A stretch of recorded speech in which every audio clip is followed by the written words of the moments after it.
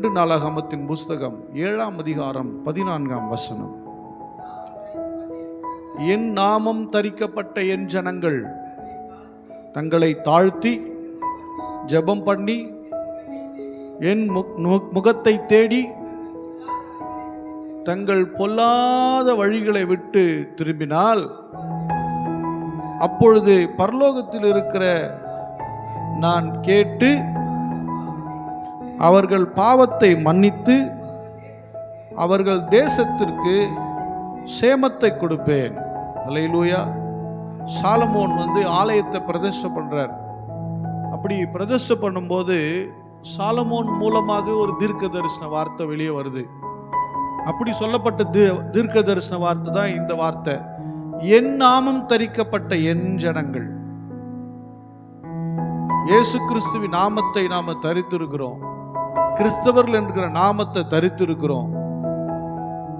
அப்படிப்பட்ட நாமத்தை தரித்திருக்கிற நாம் அவருடைய ஜனங்களா இருக்கிறோம்.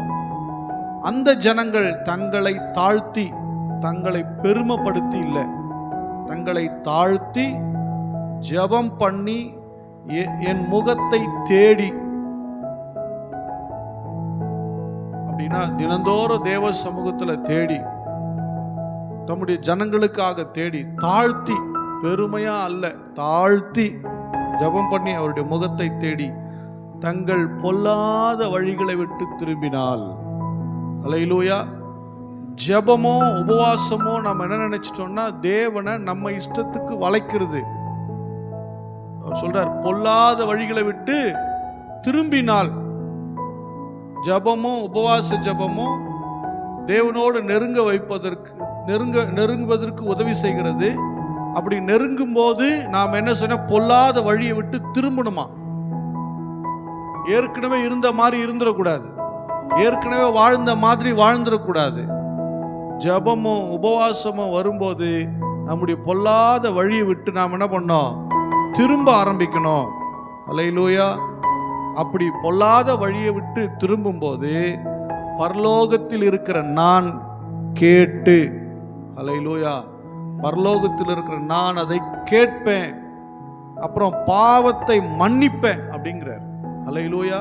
மக்களுடைய பாவத்தை மன்னிப்பேன், ஜெபிக்கிற மக்களுடைய பாவங்களை மன்னிப்பேன், அவங்களுக்கு குடும்பத்தில் இருக்கிற பாவங்களை நான் என்ன பண்ணுவேன், மன்னிப்பேன்.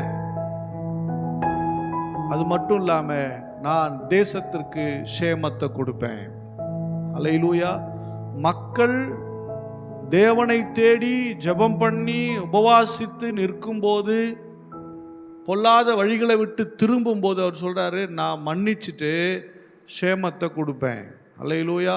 உங்க குடும்பத்தில் சேமம் இல்லாமல் இருக்குது, ஆசீர்வாதம் இல்லாமல் இருக்கிறேன், சமாதானம் இல்லாமல் இருக்கிறேன், தரித்திரமாவே இருக்கிறேன், இதெல்லாம் மாறணும் அப்படின்னு சொன்னா பொல்லாத வழியை விட்டு திரும்பணும். பொல்லாத வழியை விட்டு திரும்பணும். அப்படி நீங்கள் திரும்பும் போது தேவன் உங்க குடும்பத்துல சேமத்தை கொடுப்பார். அல்லேலூயா. இங்க இருக்கிற திருச்சபையார் மக்கள், சபைக்கு வருகிற அத்தனை மக்களும் மனம் திரும்பி பொல்லாத வழிகளை விட்டு திரும்பும் போது நாம் வாழுகிற இந்த பட்டணத்தை கர்த்தர் ஆசீர்வதிப்பார். அல்லேலூயா.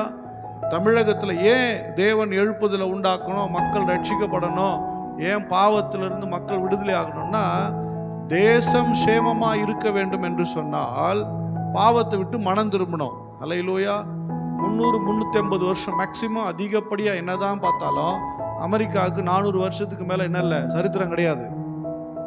அவங்க ஒரு காட்டுவாசி மாதிரி தான், அவங்க ஒரு நாகரிகம் அற்றவர்கள் தான்.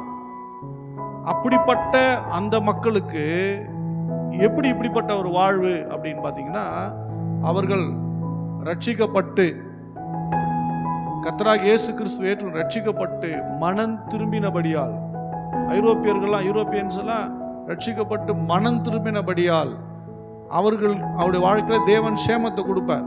இப்ப பாவம் பெருகி போச்சு, புரியுதா அவங்களுக்கு? பாவம் பெருகி, அப்ப எப்படி பாஸ் இப்ப நல்லா இருக்காங்க, அப்ப அங்க போனாதான் தெரியும் ஊர் நல்லா இருக்குது, ஆள் நல்லா இல்ல.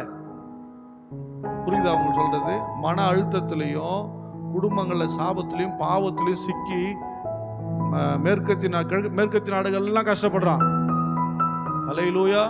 உண்மையிலே ரொம்ப கஷ்டப்பட்டுக்கிட்டு இருக்காங்க. நாடு நல்லாயிருச்சு. அதை போல நல்ல கவனிங்க, ரட்சிக்கப்பட்டு ஆண்டவரை ஏற்றுக்கொண்டு கொஞ்ச நாள் நம்ம குடும்பம் ஆண்டவரை தேடி தேடி போகும்போது நம்முடைய குடும்பம்லாம் கடக்கடன்னு வீடு கட்டுறாரு, வீடு வாசலாம் ஏற்படுத்தி கர்த்தர் கொடுத்துறாரு, நல்லபடியா இருக்குது. ஆனா மக்கள் பொல்லாத வழிகளை விட்டு திரும்பும் போது வீடு நல்லா இருக்குது, ஆனா வாழ்க்கை நல்லா இல்லை.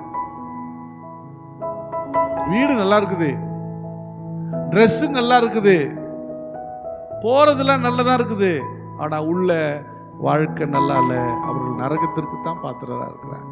அப்படியானா தேவ பிள்ளைகள் திறப்பிலே நின்று மக்களுக்காக உபவாசிப்பதும் ஜெபிப்பதுமா இருந்தா நிச்சயமாக தேவன் கிரியை செய்வார்.